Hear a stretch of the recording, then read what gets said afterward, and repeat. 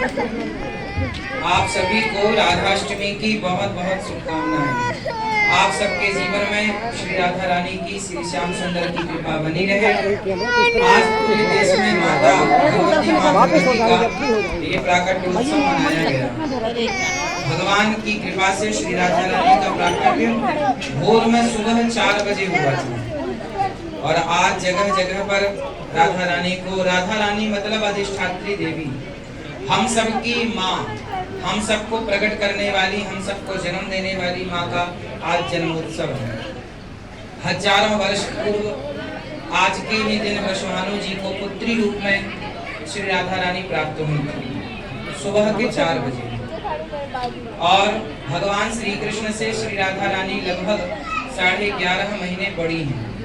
आज श्री राधा रानी का प्राकट्योत्सव हो गया। अब जो आने वाली जन्माष्टमी है उसमें भगवान कृष्ण का जन्म होगा। तो राधा रानी श्याम सुंदर से लगभग 11.5 महीने बड़ी हैं।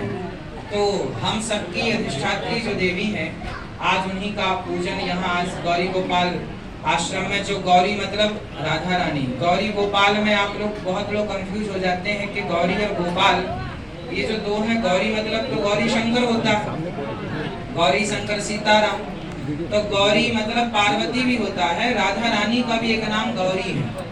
राधा रानी का भी एक नाम क्या है? गौरी। गौरी।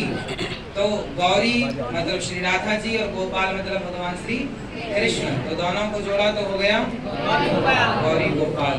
तो गौरी गोपाल भगवान का आज प्राकट्योत्सव, हम श्री राधा रानी का प्राकट्योत्सव मनाने जा रहे हैं। और गौरी गोपाल भगवान यहाँ जब से आए हैं, जब से श्री राधा रानी गौरी गोपाल आश्रम में भगवान के चरण पड़े, श्री राधा रानी के चरण पड़े, तब से यहाँ अखंड सेवाएं चल रही हैं। गौरी गोपाल भगवान की जो रसोई की सेवा है ये तब से ही चालू है, जब से श्री राधा रानी गौरी गोपाल भगवान यहाँ पधारे हैं, तब से अखंड सेवा चल रही है। और आप सभी पर और आपके बच्चों पर हम राधा रानी से, माँ भगवती से, श्याम सुंदर से कृपा आपके लिए प्रार्थना करेंगे, कर रहे हैं कि हे माँ, हे भगवती, हे श्याम सुंदर, हम सब पर ऐसी कृपा बनाए रखिएगा, आप सब पर ऐसी कृपा गौरी गोपाल भगवान की बनी रहे कि आपके बच्चे खूब तरक्की करें, उन्नति करें और अपने से बड़ों का आदर करें, समाज की, राष्ट्र की सेवा करें। आप अपने बच्चों को त्योहारों से जोड़िए, संस्कारों से जोड़िए। कोई भी त्योहार छूट ना जाए, कोई भी उत्सव छूट ना जाए। अपने बच्चों को, हमारा देश उत्सव प्रधान देश है, ऐसा कोई दिन नहीं है जिस दिन यहाँ भारत में कोई ना कोई, कहीं ना कहीं कोई उत्सव ना मनाया जाए। तो हम उत्सव क्यों मनाते हैं? अच्छा बताओ, उत्सव कहाँ होते हैं? जहाँ खुशहाली होती है वहाँ, यहाँ जहाँ के लोग दुखी रहते हैं वहाँ। पूरी दुनिया में इतने उत्सव कहीं नहीं मनाए जाते जितने भारत में मनाए जाते हैं। और ये उत्सव इस बात का प्रमाण है कि दुनिया में सबसे अधिक खुशहाली भारत में है। इसलिए भारत में सबसे अधिक उत्सव मनाए जाते हैं। तो आप सभी इस उत्सव में सम्मिलित हुए श्री राधा रानी का। देखिए यहाँ तो श्री राधा रानी का उत्सव है और राधा रानी की स्वरूपा यहाँ हमारी वृद्ध माताएं रहती हैं। तो आपके जीवन में तो साल में एक बार राधाष्टमी आती है जहाँ राधा जी प्रकट होती हैं। हमारे जीवन में तो आए दिन, हर दिन कोई ना कोई एक वृद्ध माँ राधा रानी के रूप में प्रकट होकर यहाँ आती है।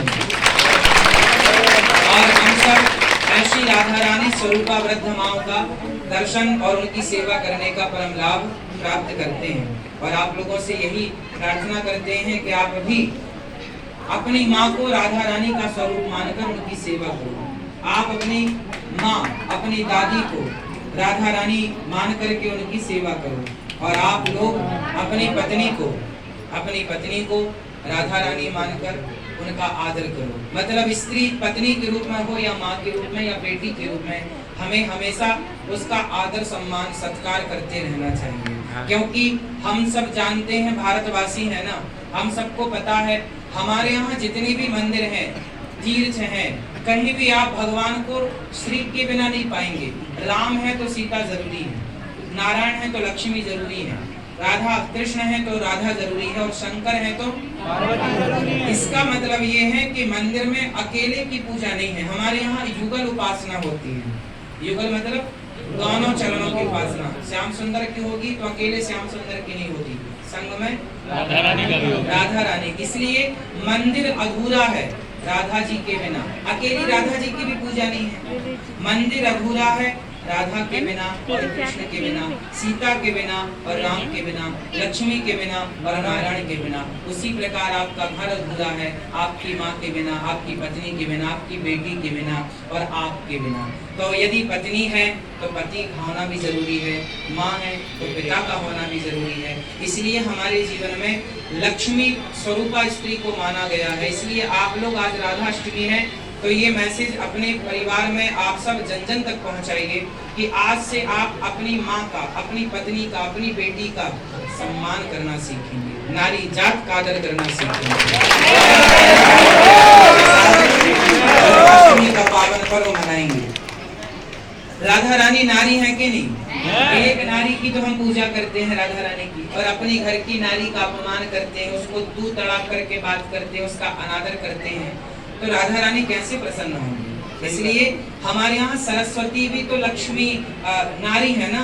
सरस्वती लोग कहते हैं कि इनके कंठ में तो सरस्वती विराजी हैं। जब लता जी गाती हैं तो लोग कहते हैं कि कंठ में आप बहुत अच्छा गाने लग जाएं, आपकी बेटी या बेटा बहुत अच्छा कंठ से गाने लग जाए, कुछ अच्छी बातें करने लग जाए, तो लोग क्या कहते हैं कि कंठ में तो सरस्वती विराजी हैं। तो वहाँ भी सरस्वती स्त्री है।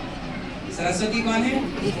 मतलब उस सरस्वती के बिना, उस स्त्री के बिना आपका सम्मान भी तो नहीं है।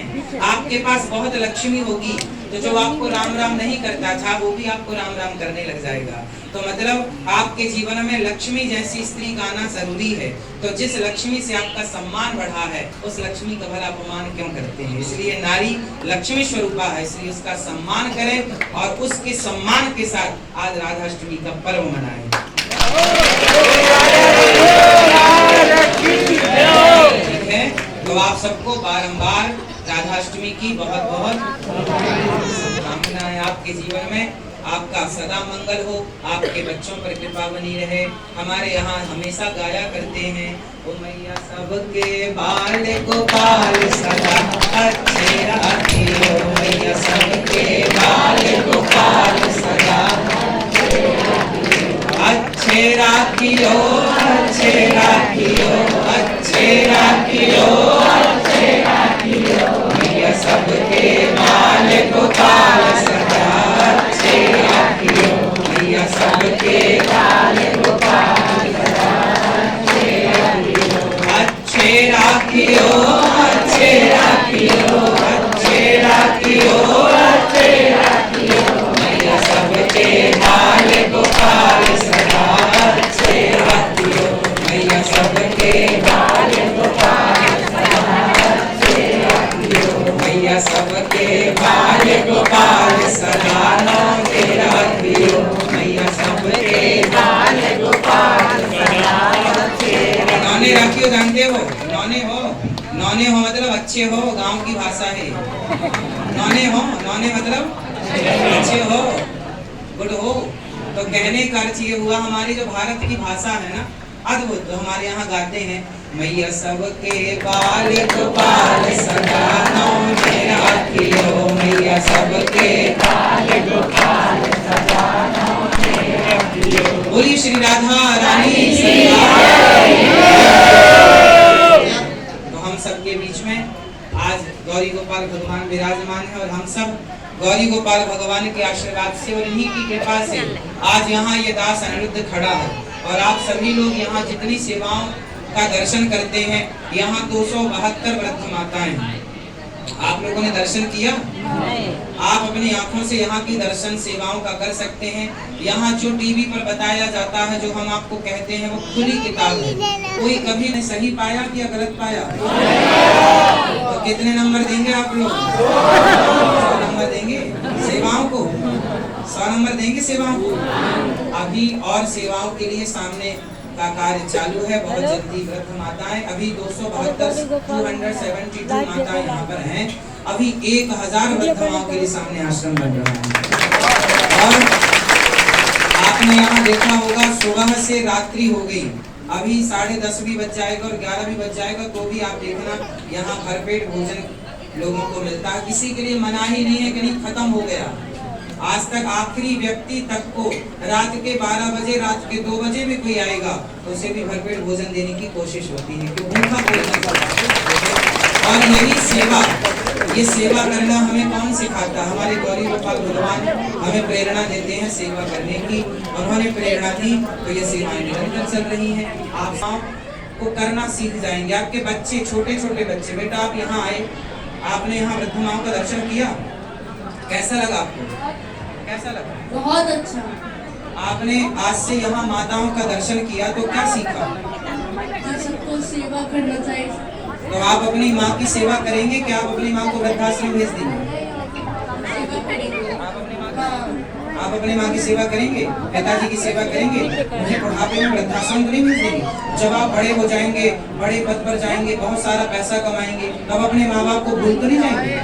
चलिए देखिए, इन बच्चों को सेवा करने का संकल्प, अपने माँ बाप की रिस्पेक्ट कैसे की जाती है, सम्मान कैसे। आप लाख पढ़ा लो, लाख पढ़ा लो बच्चों को, लाख कंट्रियां घुमा लो बच्चों को, सब दूर घुमा लो, लेकिन वृंदावन में जब तक गौरी गोपाल आश्रम नहीं आओगे तो मुझे लगता है बच्चों की शिक्षा पूरी नहीं होगी। यहाँ आकर बच्चों की शिक्षा, क्योंकि जो यहाँ सिखाया जा सकता है वो दुनिया की किसी यूनिवर्सिटी में नहीं सिखाया जा सकता। सबसे बड़ी यूनिवर्सिटी गौरी गोपाल आश्रम, जहाँ बच्चे केवल देखकर सीख जाते हैं। यहाँ कुछ कहने की जरूरत नहीं है, यहाँ सब साइलेंट है, चुप है, कोई कुछ नहीं कहता। यहाँ आप आइए, दर्शन कीजिए, ऊपर वृद्ध माँ से मिलिए, नीचे प्रसाद पाइए, आपको कोई कुछ कहने वाला नहीं है। केवल आपकी आंखों में यदि है समझ, क्या सीखने वाला कुछ भी कहे तो आपके लिए ये कॉलेज है, ये यूनिवर्सिटी है, ये स्कूल है, आप कुछ भी माने बस। अब 24 तारीख से यहाँ कथा होगी। अभी कथा सनावद में है, बाहर है, तो सनावद इंदौर के पास है, मध्य प्रदेश में। 4 तारीख से इंदौर में, सनावद में कथा 26 तारीख से है, और 26 के बाद फिर 4 तारीख से 4 अक्टूबर से फिर कथा वापस वृंदावन में है। उसके बाद फिर निरंतर कथा होगी। अभी इंग्लैंड में कथा थी, कहाँ थी? लंदन में कथा थी, तो वहाँ से अभी यहाँ आए हैं। अब यहाँ से सनावद कथा में जाएंगे। प्राकट उत्सव था तो आप लोगों का मुझे दर्शन करने का लाभ मिला। आप सभी के चरणों धूलि को बारंबार प्रणाम। आप सभी वृंदावन आने वाले किसी भी भक्त को, वृंदावन रहने वाले किसी भी भक्त को, यहाँ तक कि गाय, कुत्ता, बिल्ली, पशु पक्षी जो ब्रज का वास कर रहा है, आप भी भले 2 घंटे के लिए वृंदावन आए तो आप भी ब्रजवासी हैं, तो ब्रज में रहने वाला, ब्रज में आकर बिहारी जी का दर्शन कर, आप वृंदावन नहीं आ पाए कोई बात नहीं, तो जो वृंदावन आया है, जो बिहारी जी का दर्शन किया है, उसकी पांव की धूली उठाकर अपने माथे पर रख लीजिए, आपका भी मन शुद्ध हो जाएगा, पवित्र हो जाएगा। इसलिए आप जितने लोग यहाँ हैं सब भगवान के परम भक्त हैं, इसलिए मैं आप सभी के चरणों की धूल को बारंबार प्रणाम करता हूँ और आप सभी के चरणों में बारंबार प्रणाम करता हूँ। सबको जय श्रीमन नारायण, जय श्री कृष्णा, राधे बधाइयाँ लुटाएंगे, बधाइयाँ लूटेंगे। अपना मोबाइल, पर्स, सोना चांदी और छोटे छोटे बच्चों को पीछे रखिएगा, है ना, छोटे छोटे बच्चों को पीछे रखिए, क्योंकि सब लोग आगे आने की कोशिश करेंगे, बच्चे दब जाएंगे। एक तरफ बच्चों को लेकर के इस तरफ आ जाइए, ये रेलिंग लगा दो, जिनके पास बच्चे हैं वो लोग इस तरफ आ जाएंगे।